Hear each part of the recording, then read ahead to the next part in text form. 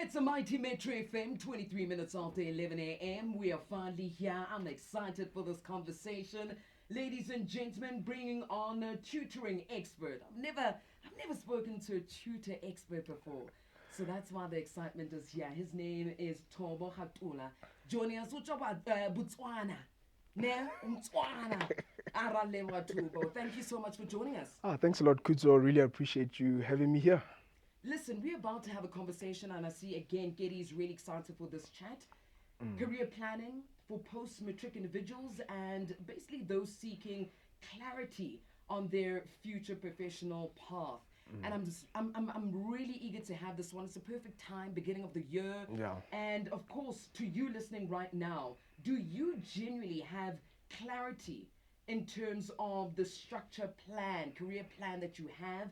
Send me your voice notes and perhaps maybe add that advice that you have for matriculants about to head into this big world of careers and career planning, etc. But for now, Towo, how would you describe the career planning process?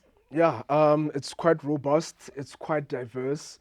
I think we've seen that the pass rates are quite high, but that gives a really vague um, picture or representation because with the students, they have the admission requirements from the universities. So even if it comes out and says we have an 81% pass rate as South Africa, but even if a student gets more than 40% and it comes on paper as they passed, but they still have to comply with the university admission requirements. Correct. And there's a certain level of APS score that they have to get.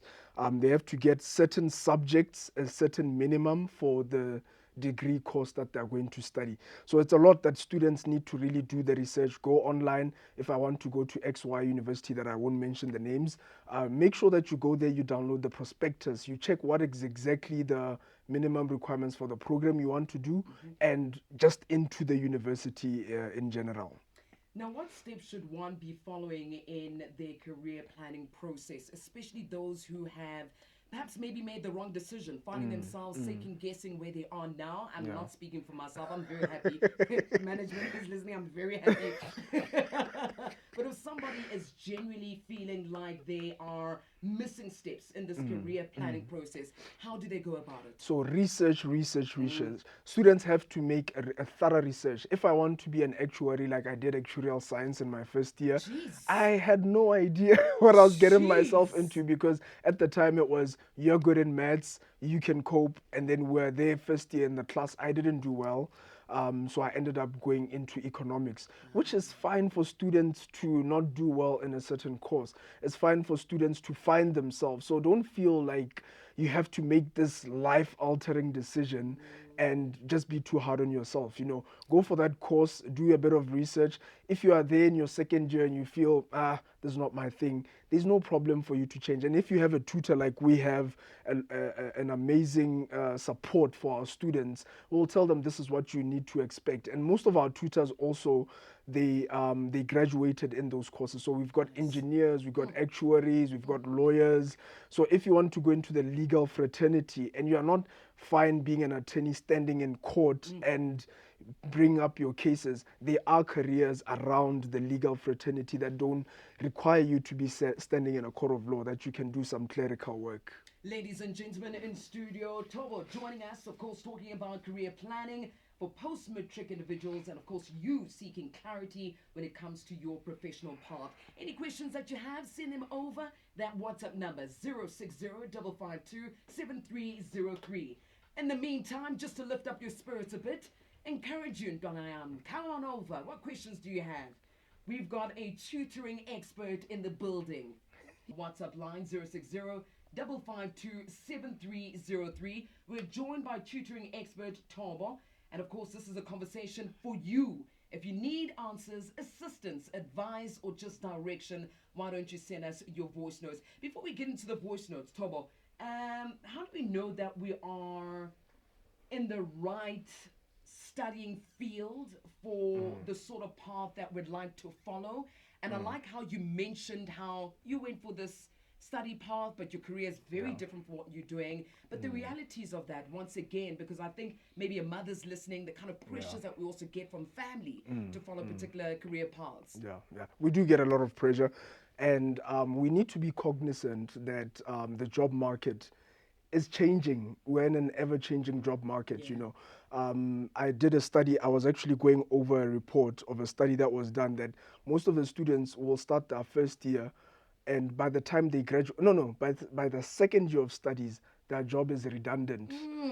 And they've been doing those. The universities have been doing those redundancy studies to check that which courses. I'll give an example. There's a Please. there's subject that we've been tutoring in IGCSE called development studies, and the last syllabus that was written was 2019 to 2020, and on 2020 Cambridge released a memo to say that they are stopping that subject because they've done a redundancy search to see that it's no longer marketable. Like where you go, because most of those jobs are being taken over by systems and by robots.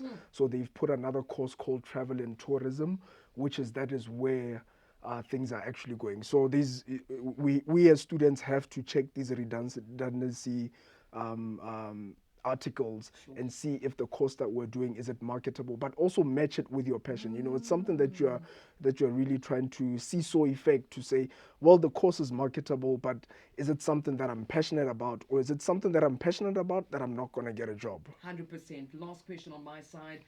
How does one plan if you don't have a passion for any particular path?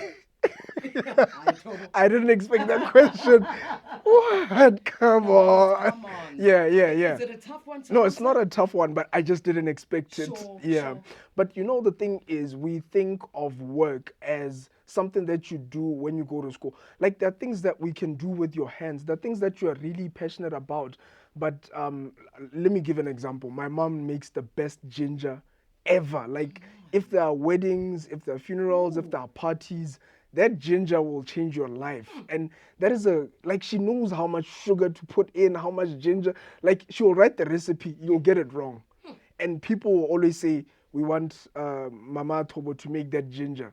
That is the skill that God has given her, that she can turn that into a business. Amen. And it can be flourishing because people are going to prefer that over other people's ginger. So don't think of work as your 9 to 5 office work. Am I going to be an accountant, a lawyer? There are things that God has given you. You're maybe a sports person, you play tennis, you're good. That is where your skill or your talent is. So don't think of job as that. Well answered, Thobo. Well answered. Here are the voice notes. Take a listen. Good morning, Khutso and your team and the gentleman in studio. Morning. I have a question. Sure. I'm so glad that you brought him in.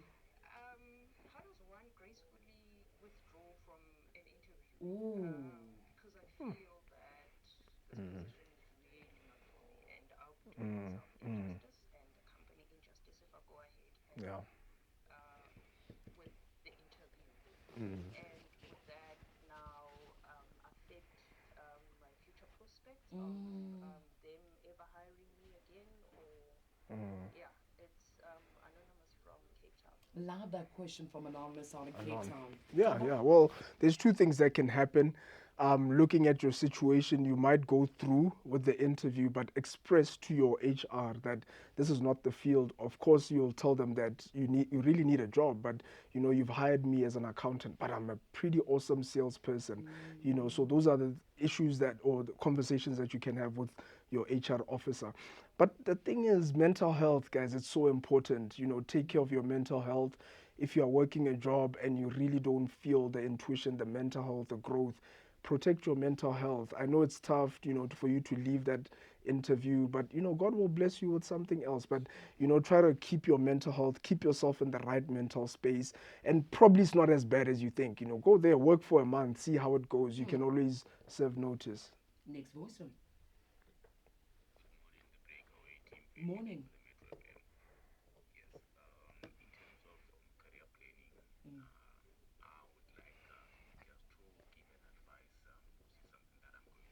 Yes.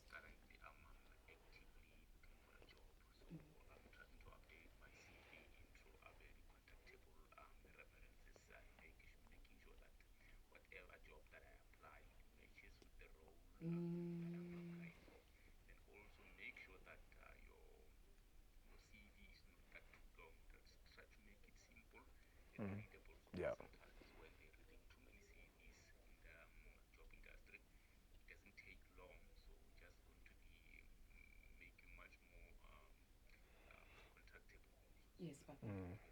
Thank you very much. Last voice note. Morning, Khutso and Breakaway team. Morning. The guy spoke about the legal fraternity.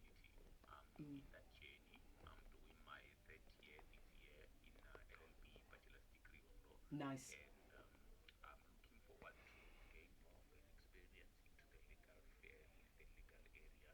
So I would like to know more of what kind of an exposure should I embark on this year Mm. since I've updated my CV and then I'm busy sending my emails. That's a good one. Since I'm not working at the moment, so I would like to know what should I improve on my CV, what should I add, Mm. and something that will be relevant to the field. But just like you said, going to the court is not something that I'm looking forward to, but to do something that is quite relevant to the legal profession.